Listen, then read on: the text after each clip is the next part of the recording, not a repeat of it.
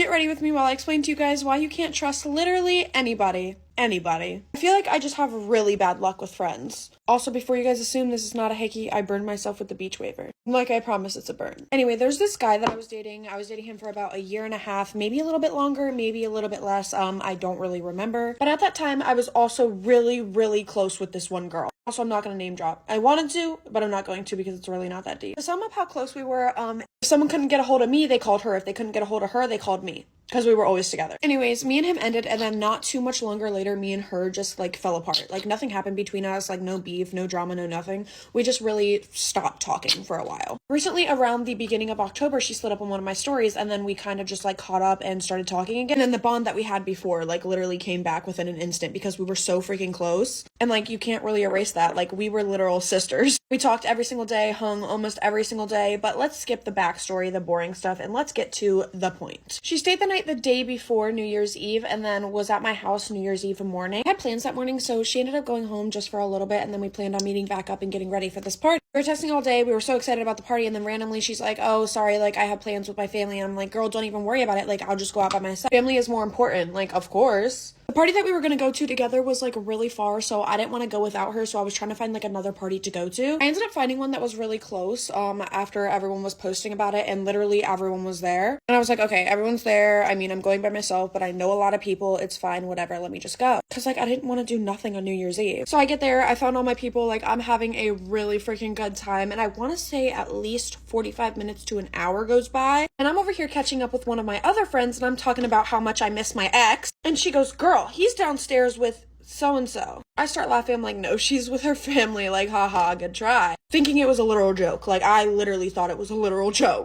I go downstairs and she's sitting, like, in the corner behind the pool table on his lap in a chair. In that moment, I'm, like, really freaking confused because I'm like, she just told me that she had a family thing to go to. Like, why did she lie to me? But, like, also in that moment, my heart completely shatters because I'm like, I was just talking about how much I miss him, and my best friend is sitting on his lap right now. I wouldn't say, like, best friend. Like, I don't know what you classify as best friend, but we were getting really, really close again. And if you guys know me and you guys watch my TikToks, before any of you guys ask, no, it's not Haley or Charlie. I just haven't really hung out with either of them. Still love them so much.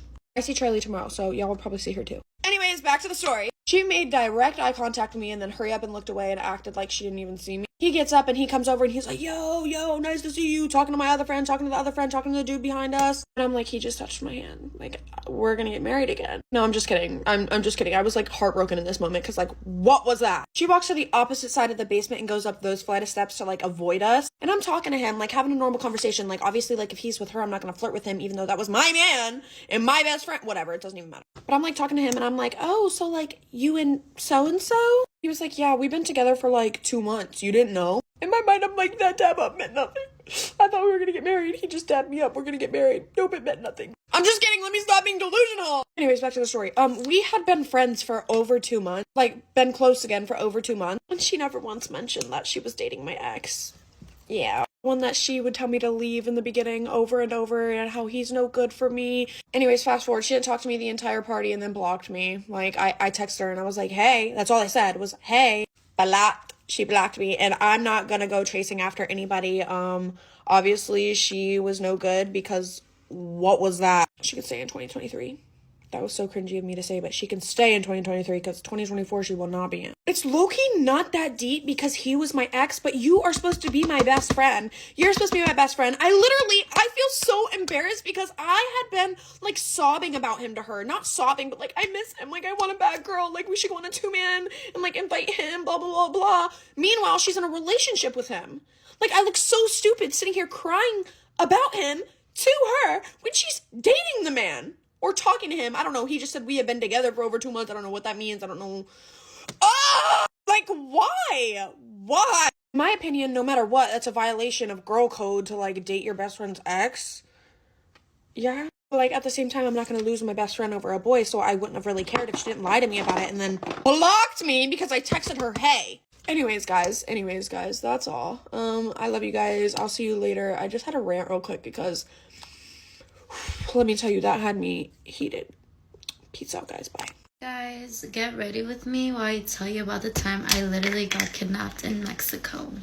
this happened about literally last year. It's about to make a year, and I haven't really told no one about it because honestly that was like one of my scariest experiences like I've ever gone through, and till this day I'm still scared. So yeah, I ended up going to visit family in Sinaloa, and we ended up going to Mazatlan for like 2 nights. It was our last night there, and me being me suggested we go to like a high-end club. I was like, I want to spend my money, like I want to go to a nice club. My cousins ended up agreeing with me, and they're like, okay, like we're gonna go to El Clásico. And El Clásico is like those really good clubs where like all the musicians go, and it's just like a really high-end club. So we ended up going, but before we went, like I had this feeling. I was like, oh, I don't know if like I want to go, because that whole day we're at the beach and I was already exhausted, but I'm like, I'm gonna have FOMO. If I don't go, like I'm gonna be like crying. So I'm like, no, like let's suck it up, like let's go. We ended up going, and getting there, my uncle got off to see how much the fee was to get in. I think the fee was like 2,000 pesos, and my uncle was like, oh, they're just switching it up because they know we're not from here. So my uncle was like, let's make a U-turn and let's call other places to see how much the entrance fee is, and if it's like a little bit more expensive, we're just gonna stay here.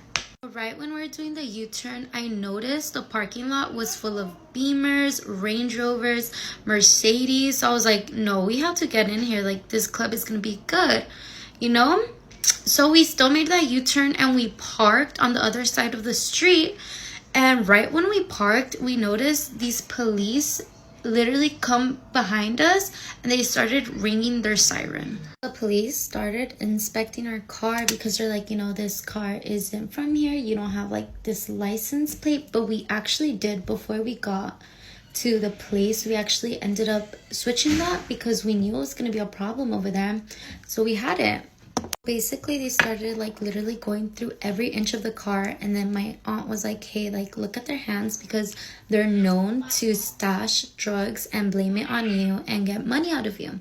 So we're looking at their hands, but long story short, they ended up stashing the drugs inside of my uncle's pocket. Like literally, they're like, your uncle has coke, and we knew he didn't have coke. They literally stashed it. Part two.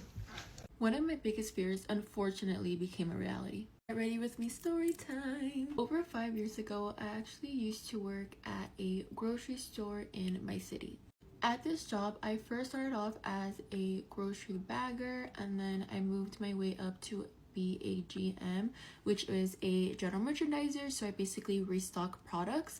And then I shortly made my way to becoming a clerk, which is another word or term for cashier. I do want to mention, when I became a clerk or a cashier, I was working at that job for maybe like a year. I was about to hit like a year. In my opinion, when you work at a grocery store or somewhere where you're helping out customers, kind of start to get a feel of who your regular customers are. It was a weekday, and I was working in the afternoon, and this guy came in my line. And again, remember I said I do recognize regulars? Well, I just knew that this guy wasn't a regular. At least I had never seen him. So this older man comes into my line, and in my opinion, he's one of those guys that if I were to see out on the streets, I would probably like turn the other way. Not even like that I'm judging the way he looks. It's just like the way he was like looking at me, like it was an evil look, if that makes sense. Like it was scary. Like me being alone and I see that, I'm running the other way. This man is next in my line. He had one item. He asked me like the most like random question. He's like, hey, do you know where this item is? And I was just like, oh, it's like right behind you. I don't know, it was just like weird. It's like he knew, but he still wanted to ask me. And then the second weird question that he asked me was, what is my name?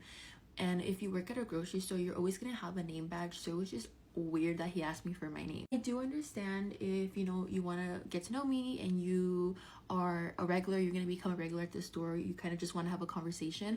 But the way he asked me for my name wasn't just like a normal conversation. It was kind of like, oh, I want to investigate you, who are you, one of those type of conversations. Kind of just let it be, and I was like, all right, Ash, just move on, just scan his order and get him out of here.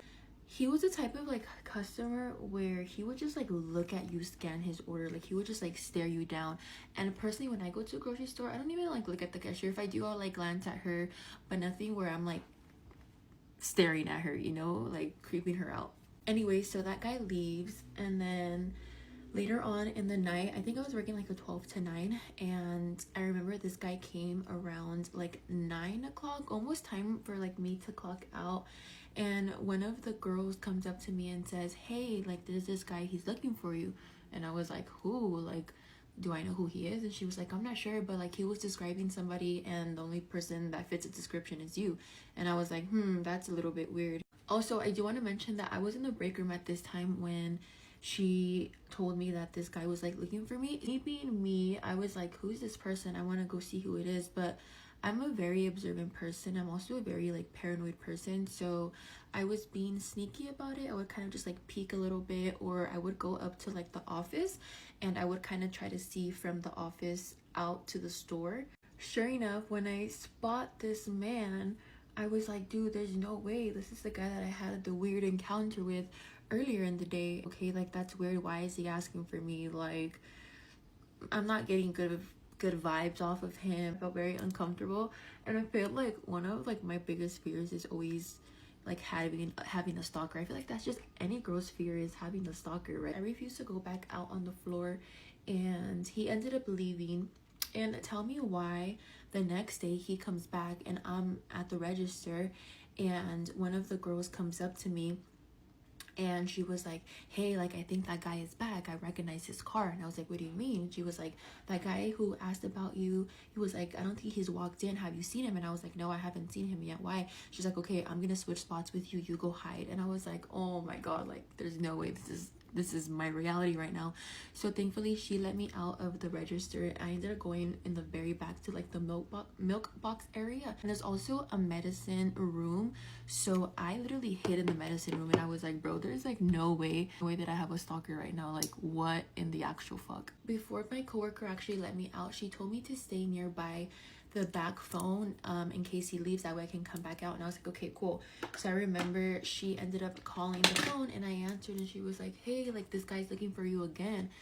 And I was like, are you serious? And she was like, yeah, like, he's looking for you, and I don't feel like he's looking for you for a good reason. It's like, because it's been an hour and he's still in the store and he still hasn't bought anything. She was like, usually if you're gonna be in the store for this long, you at least have a cart full of groceries. I'm gonna probably have to wait until after closing for this like man to leave, or until I'm able to leave. So to keep my mind busy, I ended up leaving the medicine room and I went to the milk box, which honestly is still in the back, but when it's in this corner and the milk box is on the other side.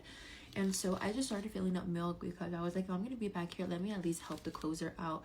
I'm filling the milk up, and I just see like a hand right there, like grabbing milk or faking that he's gonna grab a milk. And I was like, bro, there's no way this is my stalker. And so I look, and sure enough, it was him. And I was like, oh, hell no. So I literally left the milk box area and I went back to the medicine cabinet or the medicine room. And I just stood there. I was literally hiding in between boxes. I think I even have a Snapchat. I might insert it if I do find it, of me literally hiding in the milk box. I was like, bro, I can't believe this is my reality right now. But at this point, it was already closing time, and we closed the grocery store at 11 o'clock. I was supposed to clock out at 9 o'clock, and tell me why I did not leave the grocery store until almost 12 in the morning. I left that late because this man's car was still in the parking lot. He had one of those car vehicles where, like, you know, when somebody passes away, they have like that certain type of vehicle they put like the casket in and the person in. Yeah, he had one of those. Yeah, when I seen that he had that type of car, I was like, oh hell, I'm not about to walk out, and the last thing I need is for him to know what kind of car I drive. This guy finally leaves, and then I end up leaving as well. As I'm on my way home, I decided that I wanted to go to the gym, and the gym to my job was only like 3 minutes away. It was over the bridge. I walked into the gym and I went to the squat rack, and tell me why.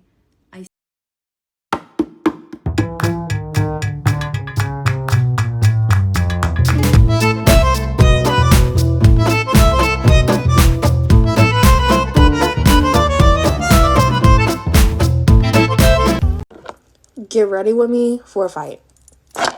So basically, this girl wants to fucking fight me, y'all. Like, if you know me at school, I'm like one of the sweetest people. Like, I mind my business. I don't talk to anybody. Like, I have my 4 friends that I talk to all day. No, 5. that I talk to all day. If you don't see me talking to them, then I have my headphones in and I'm minding my business. So there's this girl, not gonna say names, we're just gonna call her Mia. So y'all remember yesterday how I was talking about Sam and how he's a hoe, right? And how I wanted to mess with him, but he didn't want a relationship, basically. So I stopped talking to him. So I forgot to say good morning. Good morning. I was just too excited to tell this story. So he was used to mess with this other girl named Bree before he started to mess with me. And Bree got really sad that, cause she really liked him, and so she got really sad that he didn't want to be in a relationship with her, basically. So when he started messing with me, she got mad at me. So Miss Girl is mad at me, and she was like, and Simone was kissing on my boyfriend. First of all, baby, I didn't even kiss him. I never put my hand, that boy never put a hand on me. I never put a hand on that boy. So where did you get kissed at from? Because that never happened. So let me get into what happened yesterday. So I was minding my business, and every little so often when I am in the mood, I go into the bathroom to see how I look, just to see if I have something on my face or something. So I go into the bathroom, and she happens to walk in before me. So I walk into the bathroom, and she happens to walk in before me, and I'm just checking myself in the bathroom, because every so often I just go in the bathroom and to see how I look.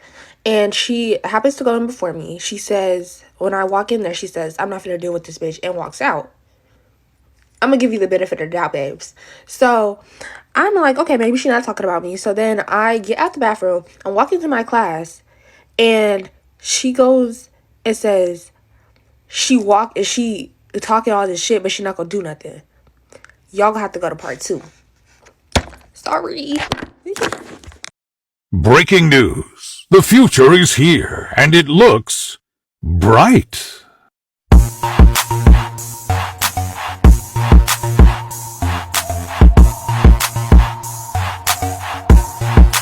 Get ready with me while I talk about the time that I got caught with a boy in my room at the age of 14 by my dad and stepmom.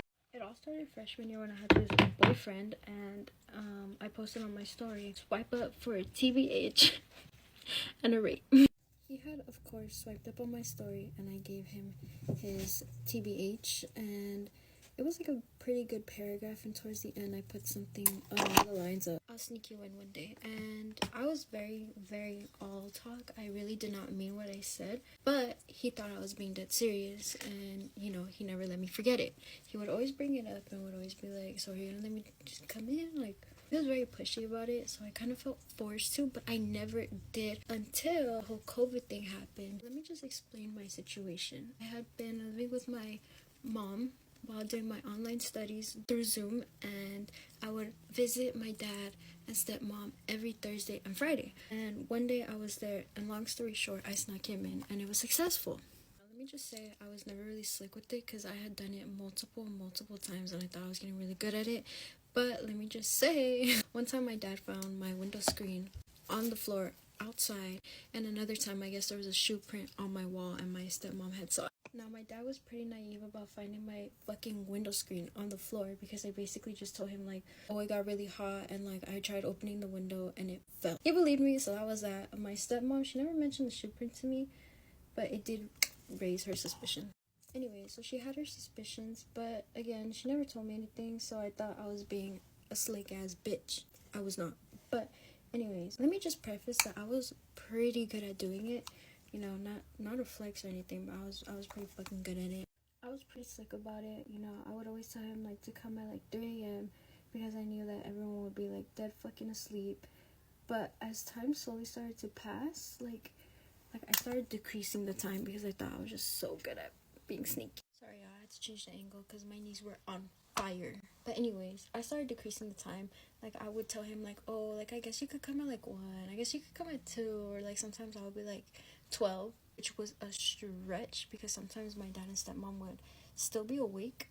But I didn't really give a fuck because I just thought I was that good. Even though I wasn't, obviously. I wasn't slick enough. But I thought I was because I would turn on the ceiling fan and I would turn on Netflix and kind of just have, like, some type of volume there to mask our voice. Zombie fucking dirty. I know you thought some dirty shit. It was not a Netflix and chill. But anyways, go to part 2 for the rest.